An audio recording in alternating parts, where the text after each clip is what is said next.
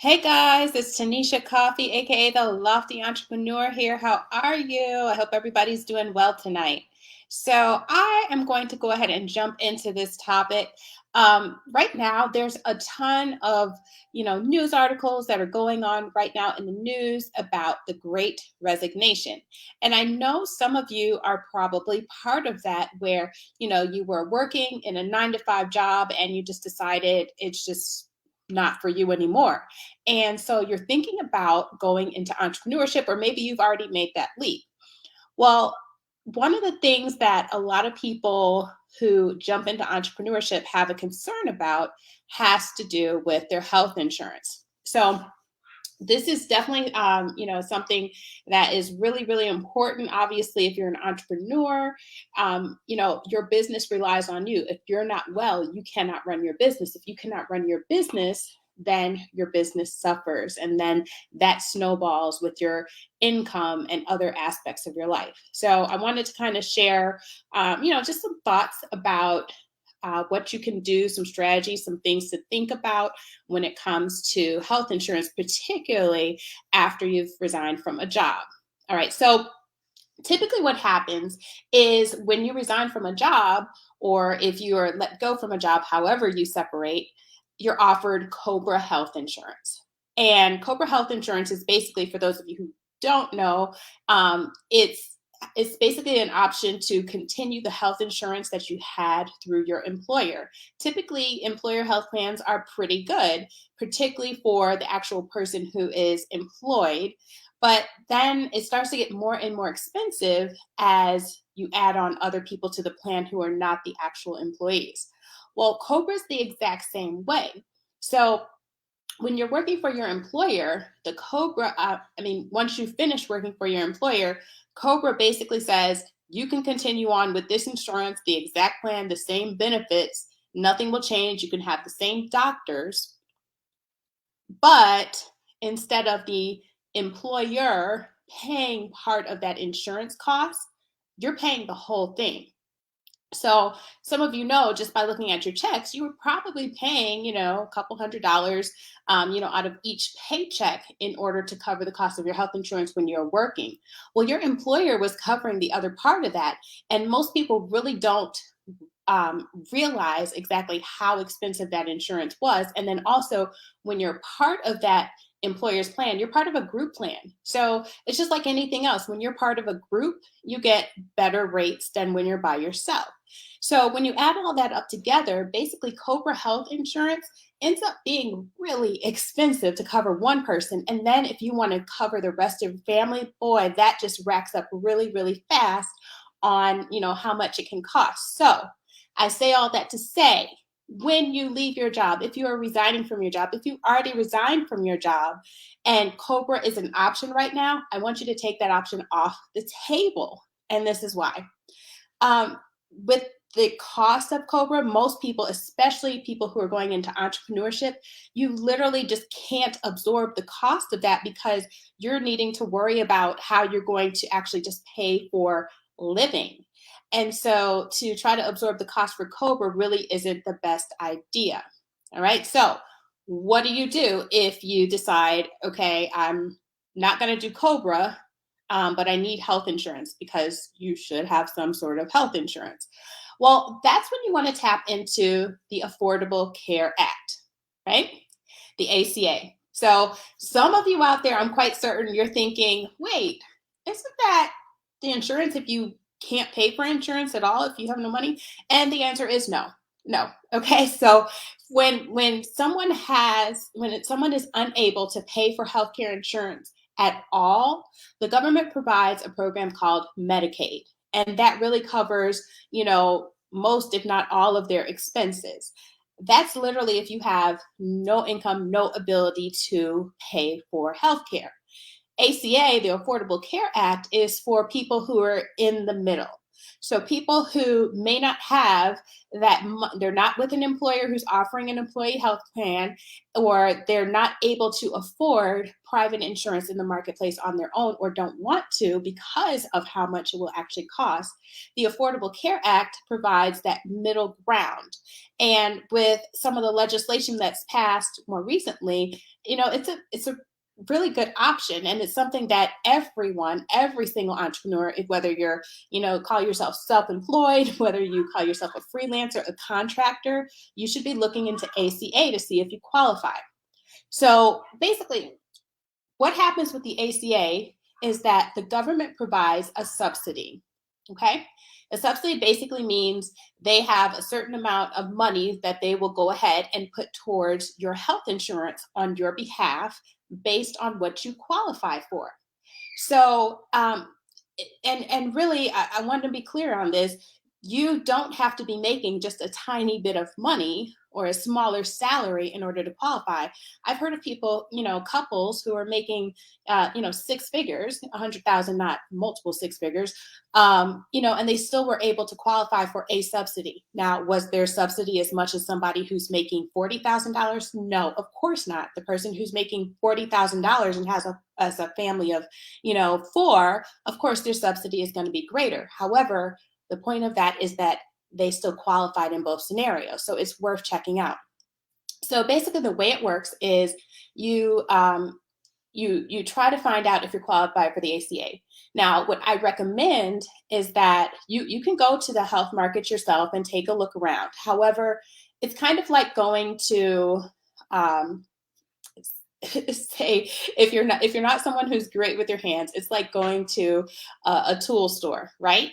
You can go in and you can kind of look around and you know what some of the basic tools are and you have a basic understanding of them. However, when it comes to making sure that you're choosing the right thing and that really works for you, you probably should have somebody helping you out. So it's kind of the same way with the Affordable Care Act. You can go and you can apply for the health insurance on your own, but you definitely can do better for yourself if you work with an insurance agent. I typically recommend an independent insurance broker, not an agent, a broker, because independent insurance brokers work with several different health insurance companies, which means that they're not necessarily they're not focused on just selling you products from one company and just choosing the best, what they believe is the best product for you out of that company. They actually can look at the full gamut of options in your area, and depending on the state and the region you're in, those will vary. But they will look at all of those options, which gives you many more opportunities to kind of weigh and choose what you feel is best for you. So what happens again, when you go to the marketplace, you'll see different plans. You go through, you do your qualifications for the ACA. If you qualify for a subsidy, what will happen is you'll actually see the amount that the insurance would normally cost, but then you'll also see the amount that you would actually be responsible for paying, which is less. Typically, it's a lower premium, and that premium can be, say $50 off. It could be a couple $100s off. It could be nearly all of it off. It really just depends on what you qualify based on the subsidy. Now, to be clear, when you get this subsidy, if you qualify for it, the government is not sending you money, okay? What happens is whatever health plan you choose, the government will send the subsidy amount to that health insurance company to cover that portion of the premium on your behalf, and then the premium you're responsible for, you'll need to go ahead and send in yourself. But at the end of the day, having that subsidy helps to significantly reduce your responsibility for your health insurance. So it's a pretty great way to kind of, go about things. Now, if you are, as you're looking at the marketplace, as an entrepreneur, again, a new entrepreneur in particular, if you're part of that Great Resignation, you need to be watching the monies that you're spending. So one of the strategies that I recommend is actually looking for a health insurance option that has a high deductible and a low premium. So the low premium, and really, let's be clear, this is a strategy that's best suited for people who are healthy, who are not having to go to the doctor frequently.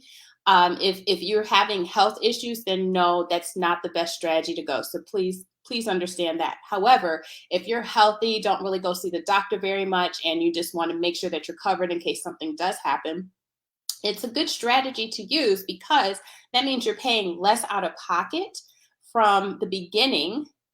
And then if you need to go to the doctor, you have that higher deductible. But again, here's where it gets interesting if you're working strategically, right? So if you're working strategically, if you were to go to the marketplace on your own, chances are good that you would just buy that health plan, and then you'd be stuck with this, low premium, which is good, but a high deductible if you had to go to the doctor. However, if you're working with a seasoned and very strategic thinking life and health insurance broker, then what happens is they can help you to find some riders and other insurance products that can help you to cover those costs. So then it doesn't matter so much how high that high deductible is, because they're helping you to ensure that you're covered from the beginning. So as an entrepreneur, that's goal, to be able to know that you have the health insurance, that you know it fits your budget, and that if something were to happen, you already have that plan in place to make sure that you can get the health care you need, but that you won't be stuck with, super high, crazy bill that you can't afford. So really think about doing that. So just want to share with you really quick. I kind of touched on it before, some tips and things to think about. When you are choosing your health insurance, be open. A lot of times people will get stuck. They'll say, I only want to work with this company. I only want to work with if this doctor. That's fine. That's your choice. However, just understand that that will limit your options, and then subsequently affect the amount that you may end up having to pay for your health insurance. So that's something to really think about, and to be flexible about that if you really want to make the most out of that strategy. The other thing is, if you have just resigned, it's very, very important that you understand that you have a ticking time clock. So when you resign, you have those, I think it's about 60 days following you leaving the company, in order to decide whether or not you want to take advantage of Cobra. Now, we've already talked about that. Not the best idea. The cost and all that. It's just, for most people going into entrepreneurship, it's too much. So I don't recommend that. But you have those 60 days. So in those 60 days, what you want to do is you want to connect with a licensed life and health insurance broker who can help you through this path. Now, I know what some of you are thinking, isn't it only during open enrollment when I can get this health insurance? No, it's not. So when you probably started your job, you were, given some paperwork about all the different insurances that were available. They probably told you there's going to be a certain amount of time before you can be eligible for the health insurance. And then once you're eligible, you can fill out your paperwork and you're good to go. You have your health insurance. Well, for most of you, when you did that, it probably wasn't the time when open enrollment typically happens. Open enrollment is typically in November and December of each year. But of course, people are, getting jobs, changing jobs, all sorts of things throughout the year. So it's the same way when you leave your job, whether it's, retiring, whether it's resigning, whether you're separated from the position, let go. It's the same situation. You basically qualify for a special enrollment period. So you have those same 60 days in order to take advantage of these. And that includes being able to see if you qualify for an ACA plan. So for those of you out there who, you're part of that Great Resignation, congratulations to you for deciding that you want to do something different. That's wonderful. But I'm just asking you, I'm suggesting, do take care of your health, because as an entrepreneur, like I said, you are your business. So you have to take care of yourself in order to be able to take care of your business.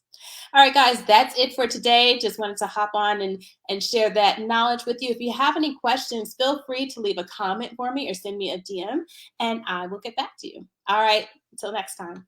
Bye.